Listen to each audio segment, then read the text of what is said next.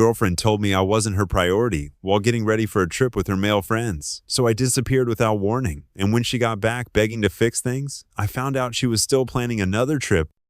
The Black Hat. So this happened 3 weeks ago, and I'm still getting messages from her and her friends about how I need to talk to her and work things out, but honestly, I think I handled this exactly right, and I don't see why everyone thinks I'm the bad guy here. My girlfriend Sarah and I have been together for 2 years and 3 months. We're both 26, and up until this whole thing went down, I thought we were pretty solid. We live about 40 minutes apart, which isn't ideal, but we make it work. She's got this friend group from college that she's super close with, and I've always been fine with that because everyone needs their friends. Right. But now I can see there were warning signs I should have picked up on earlier. The friend group is like 6 people total, 3 girls and 3 guys, and they all went to the same state school together and have known each other since freshman year. The guys are Marcus, Tyler, and Josh. And honestly, Marcus always rubbed me the wrong way. But I never said anything because I'm not the kind of boyfriend who tries to control who his girlfriend hangs out with. Marcus is one of those guys who thinks he's funnier than he actually is. And he's always making comments that walk right up to the line of being inappropriate, but never quite cross it. You know what I mean? Like, he'll say something about how Sarah looks good in a certain outfit, but then add that it's just his honest opinion as a friend, or he'll joke about how lucky I am to have her. But in this way, that makes it sound like he's saying I don't deserve her, Tyler. And Josh are pretty normal guys. Tyler's been with his girlfriend Emma for like 4 years, and Josh is single, but he's not the type to cause drama. But Marcus has been single for the past 1.5 years, and ever since his last relationship ended, he's been getting more and more weird about boundaries with all the girls in the group, not just Sarah. The problems really started about 6 months ago when they all decided to plan this big vacation to Florida for spring break. Now, I know they're all friends, and they've been taking group trips together since college, and initially Sarah asked if I wanted to come along. I said, sure, because I like traveling, and I figured it would be good to spend more time with her friends and get to know them better. But then, about 2 weeks later, she comes to me and says, actually, maybe it would be better if it was just the original friend group this time, because they had already made all these plans and reservations, assuming it would be the 6 of them. I was a little annoyed, but I get it. Sometimes friend groups want to do their own thing, and I wasn't going to make a big deal about it. So I said, fine, have fun. And I started planning my own trip with my buddies for that same week, which didn't happen, LOL. But then things started getting weird with how much time Sarah was spending planning this trip like every single day. She was on group chats with them, talking about what they were going to do, where they were going to eat, what bars they wanted to hit, what beach activities they had planned, and I'm talking hours every day. She'd be on her phone, texting in these group chats, from the moment she woke up until she went to bed. When we'd be hanging out watching a movie or having dinner, she'd constantly be checking her phone and responding to messages about the trip. I started feeling like I was competing with this vacation for her attention, and that's not a good feeling to have about your girlfriend. But I didn't want to be that guy who complains about his girlfriend having friends and being excited about a trip, so I kept my mouth shut and figured once the trip was over, things would go back to normal. Then, about a month before the trip, Sarah tells me that Marcus had suggested they all get matching t-shirts made for the group. Not just regular t-shirts, but these custom ones with like an inside joke from college printed on them, and all their names on the back like they were a sports team or something. She showed me the design, and it was honestly pretty cringe, but whatever. If that's what they wanted to do, then fine. But then she tells me Marcus also suggested they all get temporary tattoos of the same design to wear during the trip for photos. And I'm thinking, this is getting a little weird. Like you're all 26 years old, not 19. But again, I didn't say anything because I didn't want to be the boyfriend who ruins his girlfriend's fun the week before the trip. Sarah basically moved in with me because she said it was easier to pack and get ready at my place since I have more space, except she wasn't really packing. She was spending literally every waking moment on her phone with a group chat. She'd be laying in my bed at night, scrolling through hundreds of messages about the most random stuff, like whether they should bring a cooler to the beach or what time they should leave for dinner each night. I started feeling invisible in my own house, and that's when I realized this wasn't just about her being excited for a trip with friends. This was about her prioritizing everything and everyone related to this trip over our relationship and over me.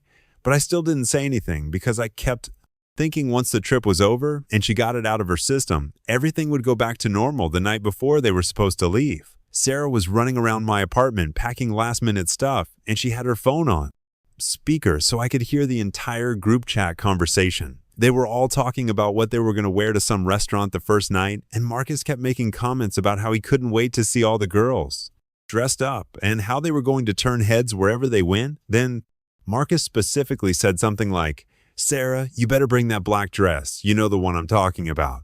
And Sarah actually giggled and said, "Oh, I already packed it, don't worry." And I'm sitting there thinking, what the hell? Why is Marcus talking about my girlfriend's clothes? And why is she giggling about it like they have some kind of inside joke about her dress? The next morning was when everything went completely sideways. Sarah woke up at like 6 o'clock a.m., even though they weren't leaving until 10.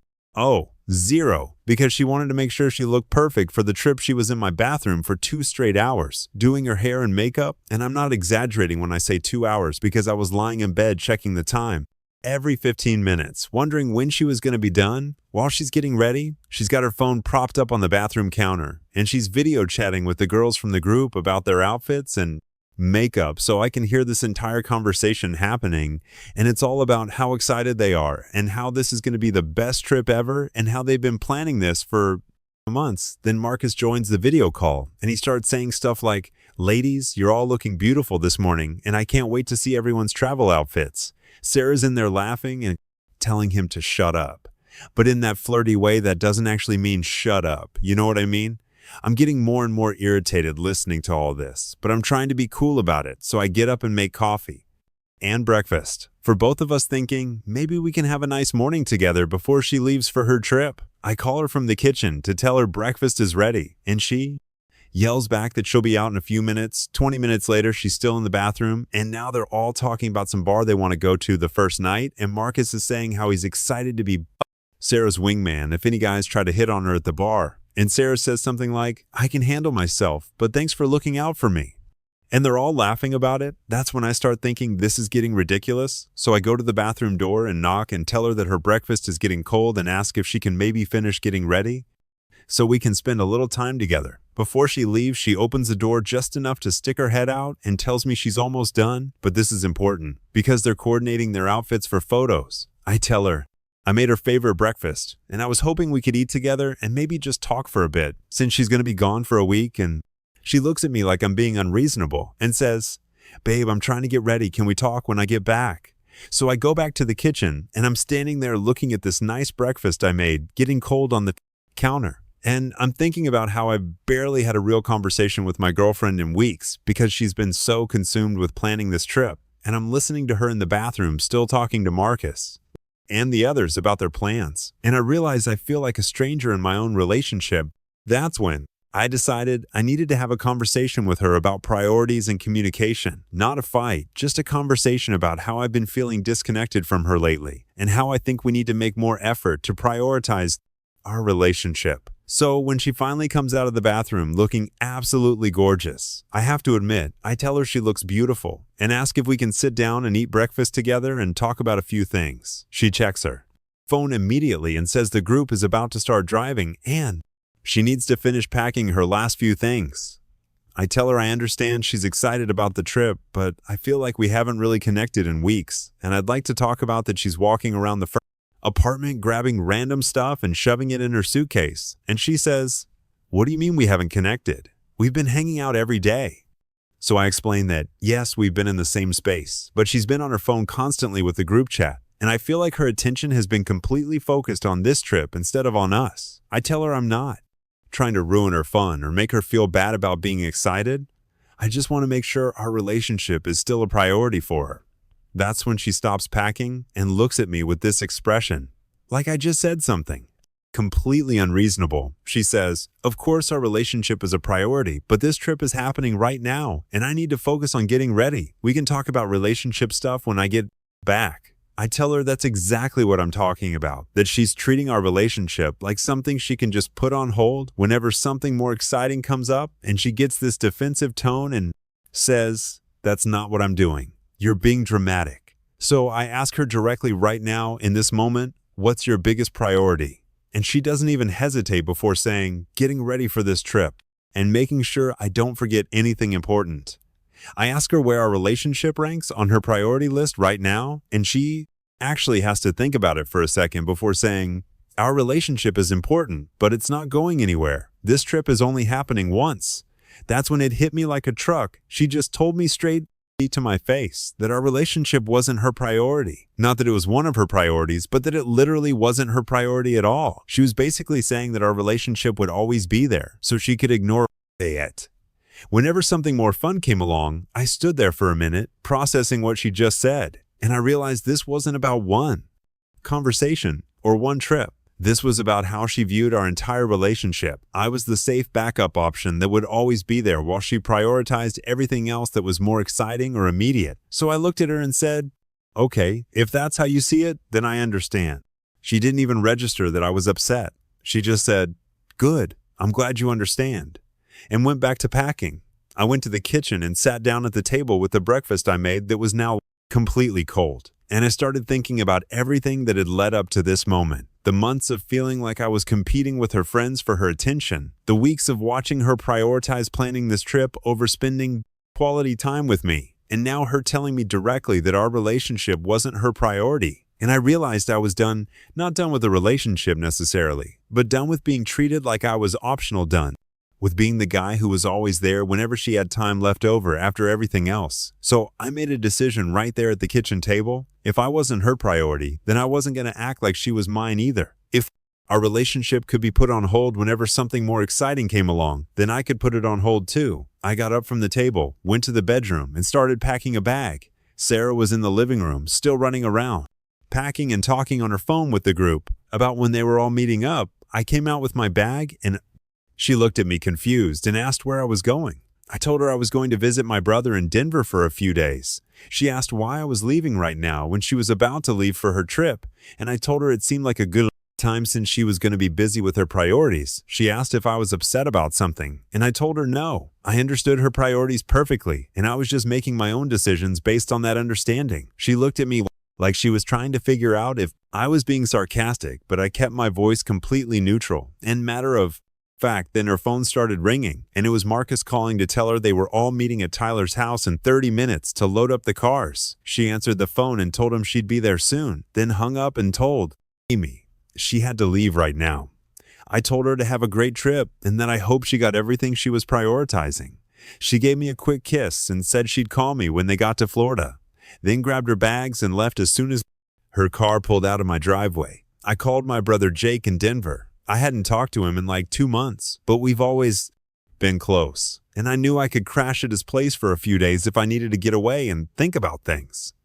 Jake answered, and I told him I needed to get out of town for a few days and asked if I could come stay with him. He could tell something was up because it's not like me to just decide to leave town randomly, but he didn't ask a bunch of questions. He just said, "Of course," and told me to drive safe.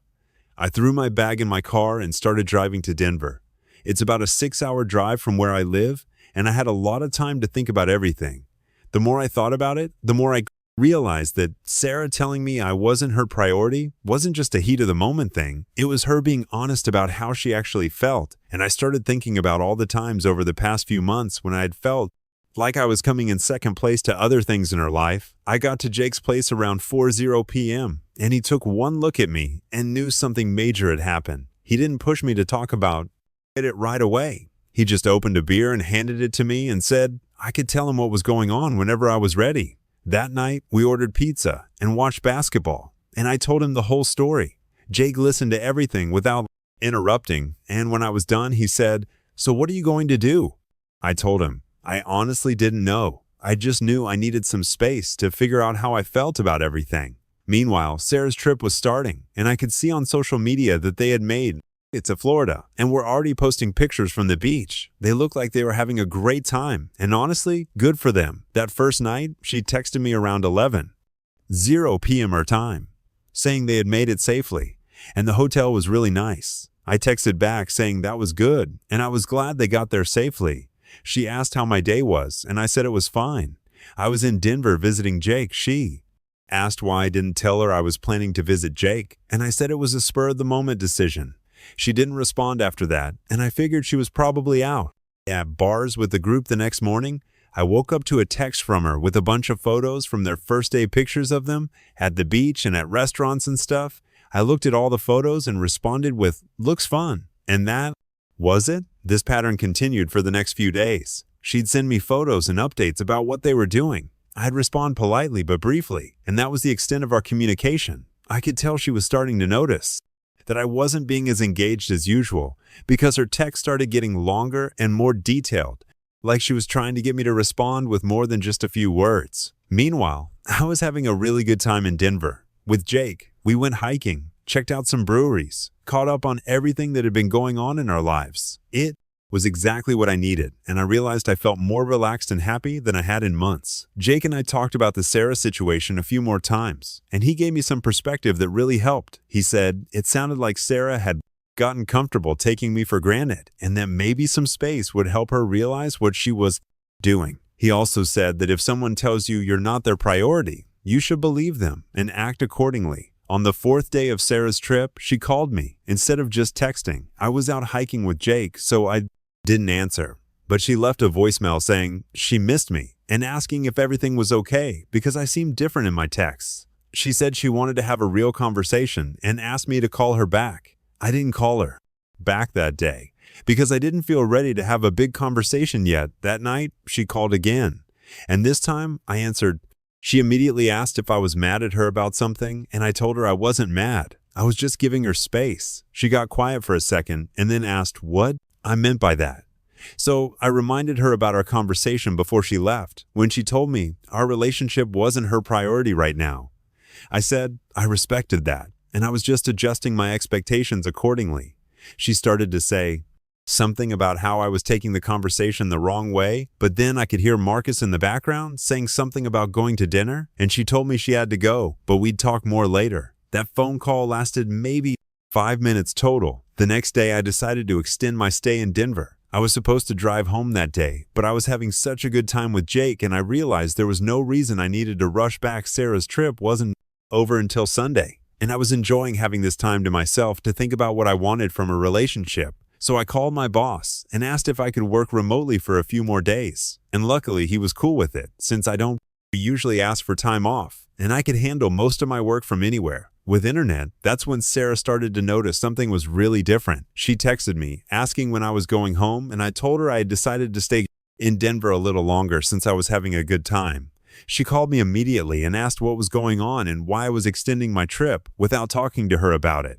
I told her I was doing the same thing she did, making decisions based on my priorities without consulting her first. She said that was completely different because she had planned her trip months in advance, and I had just randomly decided to leave town. So I asked her what the difference was, and she couldn't really give me a good answer. She just kept saying it was different and that I was being weird and distant. I told her I wasn't being weird. I was being honest about where I stood and adjusting my behavior accordingly. The conversation got a little heated because she kept insisting that I was misunderstanding what she meant when she said our relationship wasn't her priority. She said she just meant that right now, in that specific moment, she had to focus on getting ready for her trip. But I reminded her that she had been prioritizing the trip and everything related to it for months. Not just that one morning she got defensive and said I was being unfair and that she was allowed to be excited about a trip with her friends. I told her she was absolutely allowed to be excited and prioritize whatever she wanted, but she couldn't expect me to just sit around waiting for her to have time for me whenever everything else was taken care of. That's when she said something that really confirmed everything. I had been thinking. She said, I don't understand why this is such a big deal. You know, I love you and you know our relationship is solid, so why can't you just be supportive of me having fun with my friends? And I realized she genuinely didn't understand the problem in her mind. Because she loved me, and because our relationship was solid, that meant she could treat it as less important than everything else, because it would always be there. She saw our relationship as so secure that it didn't need attention. I told her that love wasn't enough if it wasn't backed up by actions and choices.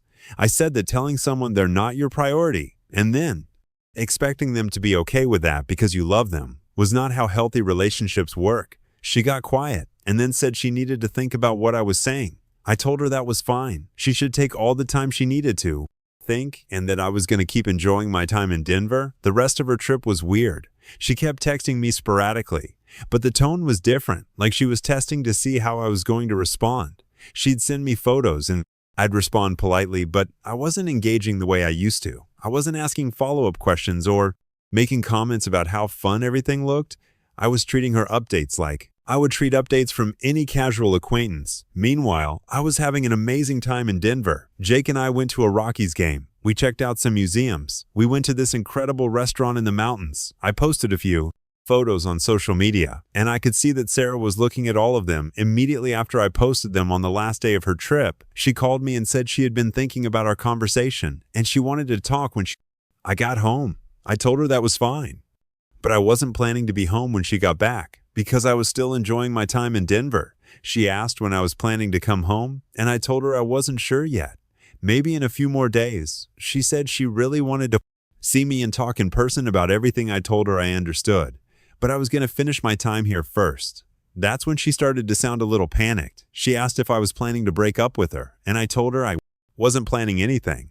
I was just taking things one day at a time and enjoying my priorities. She caught the emphasis I put on the word priorities and got quiet. She said she was starting to understand that she had hurt my feelings, and she wanted to make it right. I told her it wasn't about hurt feelings. It was about incompatible approaches to relationships. She asked what I meant, and I explained that she saw our relationship as something stable that could be deprioritized whenever something more interesting came along, while I saw relationships as something that needed consistent attention and prioritization to stay healthy. She said she had never thought about it that way and asked if we could talk more when she got home.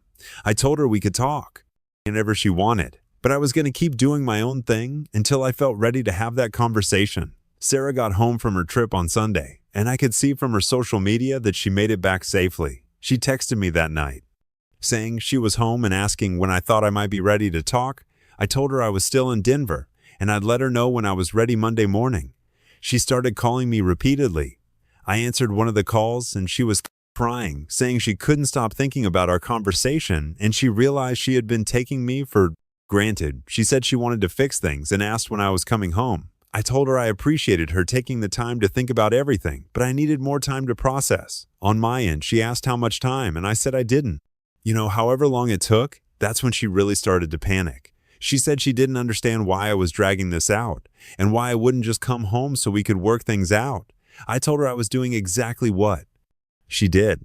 She said it wasn't the same thing, and I asked her to explain the difference. She couldn't give me a good answer. She just kept saying it was different and that she needed to see me. I stayed in Denver for 2 more days, and during that time, Sarah was blowing up my phone constantly. She was texting me paragraphs about how sorry she was and how she realized she had been wrong about prioritizing the trip over our relationship. She was calling multiple times a day, asking when I was coming home. But here's the thing that really sealed the deal for me. While Sarah was sending me all these messages about how sorry she was and how much she missed me, I could see from social media that she was hanging out with Marcus and Tyler and Joshua. They were posting photos from dinners and bars, apparently continuing the vacation vibes now that they were back home. So she was telling me how much she missed me and how she wanted to fix our relationship, but she was still prioritizing hanging out with the same people who had been more important than me for months. It confirmed everything I had been thinking about her approach to relationships when I finally drove back home. On Wednesday, I didn't tell Sarah I was coming. I just showed up at my apartment and started getting back into my normal routine. She texted me that evening asking if I was free to talk, and I told her I was home. She came over within 40 minutes, and she looked like she hadn't slept much. She immediately started apologizing and saying she understood now that she was in the wrong. She said she wanted to make changes and prioritize our relationship properly. I listened to everything she had to say, and then I told her I appreciated her apologies, but I needed to see actions, not just words. I said that over the past week, I had gotten a taste of what it felt like to be someone's actual priority, meaning my own priority. And I realized I had been settling for way less than I deserved. She asked what I meant, and I told her that Jake had dropped everything to make time for me when I needed it, that he had been fully present when we hung out instead of constantly checking his phone, and that he had made me feel valued and important just by giving me his full attention. I said that was what I wanted from a romantic relationship too. Sarah said she understood, that she wanted to be that person for me. I told her I hoped that was true, but I needed to see it consistently over time, not just when she was scared of losing me. We talked for a couple more hours, and she kept asking what she could do to fix things. I told her there was nothing specific she could do. She just needed to decide what her actual priorities were and then align her actions with it. She said our relationship was her priority, and I told her that was good to hear. But the real test would be how she acted going forward, not what she said in this conversation that was 3 weeks ago. And honestly, not much has changed. Sarah has been trying really hard to spend more time with me and be more attentive, but it feels forced and temporary, like she's on her best behavior because she's afraid I'm gonna leave, not because she actually changed her perspective on relationships. And she's still hanging out with Marcus, Tyler, and Josh constantly. Just last week, they all went to some concert together, and Sarah spent the entire day leading up to it, texting in their group chat about what they were going to wear and where they were going to meet up. It was like watching a replay of the vacation situation when I pointed this out to her. She said it was just one concert, and it wasn't the same as the vacation, but I could see her getting that same obsessive energy about planning and coordinating with the group, checking her phone constantly. So I told her I thought we should take a break. Not break up necessarily, but just stop pretending like things were working when they clearly weren't.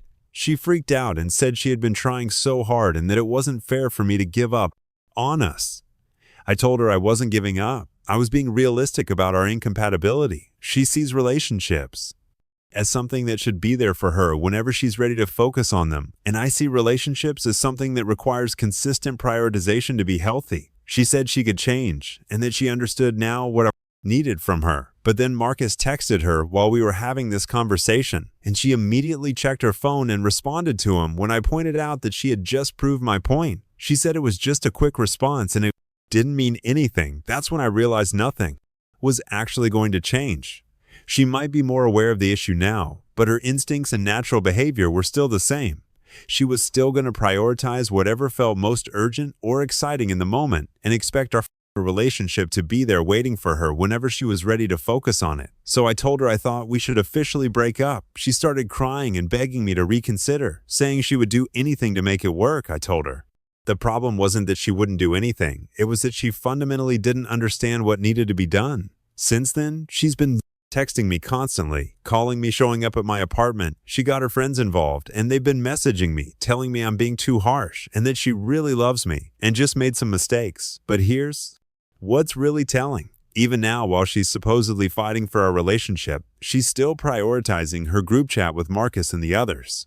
I can see from social media that they're all planning another trip for next month, and Sarah's participating in all the planning conversations, so she's telling me that our relationship is the most important thing to her, while simultaneously planning another vacation with the same people who were more important than me before. It's like she learned nothing from this entire experience. I'm not responding to her messages anymore because I think I've said everything I need to say. I told her clearly what the problem was. I gave her chances to address it, and she's shown me through her actions that she's not capable of or interested in making the changes that would be necessary for us to work. Some people are saying I handled this wrong and that I should have communicated my feelings better from the beginning instead of disappearing to Denver. But I think I communicated perfectly clearly. I told her exactly how I felt and what I needed, and she told me exactly where I ranked. Everything that happened after that was just the natural consequence of that conversation. I don't think I'm wrong for refusing to be someone's backup plan.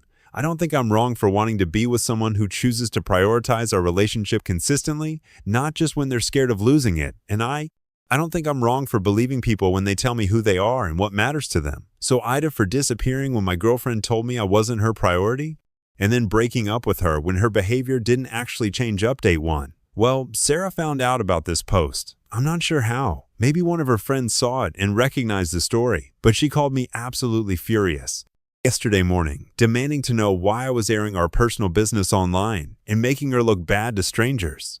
I told her I didn't use anyone's real names and I just wanted outside perspectives on the situation, she said. It didn't matter because anyone who knew us would be able to figure out it was about her. Then she said I was being vindictive and trying to make her look like a bad girlfriend. What's funny is that she was more upset about me posting on Reddit than she ever was about the actual relationship problems. She spent 20 minutes yelling at me about how embarrassed she was that they were calling her names and saying she was a terrible girlfriend. But she didn't spend any time talking about the real problem. Then she said something that really confirmed I made the right decision to end things. She said, I can't believe you're letting a bunch of strangers on the internet convince you to throw away 2 years together.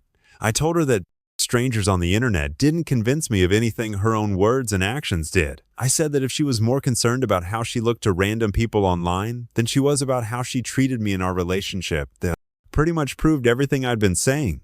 She hung up on me after that, but then she texted me a few hours later, saying she wanted to meet in person to talk without an audience. I told her I didn't think there was anything left to talk about and that I was moving on. That's when things got really weird. She showed up at my apartment around 8 o'clock p.m. with a bottle of wine and a bag of takeout from my favorite restaurant. She said she wanted to cook for me and have a nice evening together, like we used to, I told her.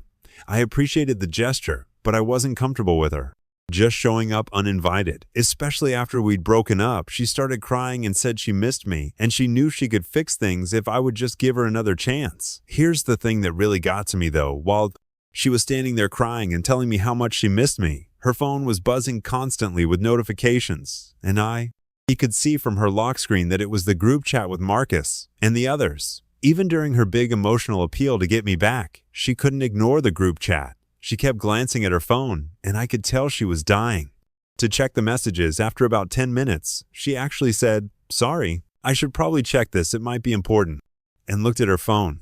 I just started laughing because it was so perfectly on brand for her. She's trying to convince me that I'm her priority while literally prioritizing her phone and her friends over the conversation we're having about our relationship.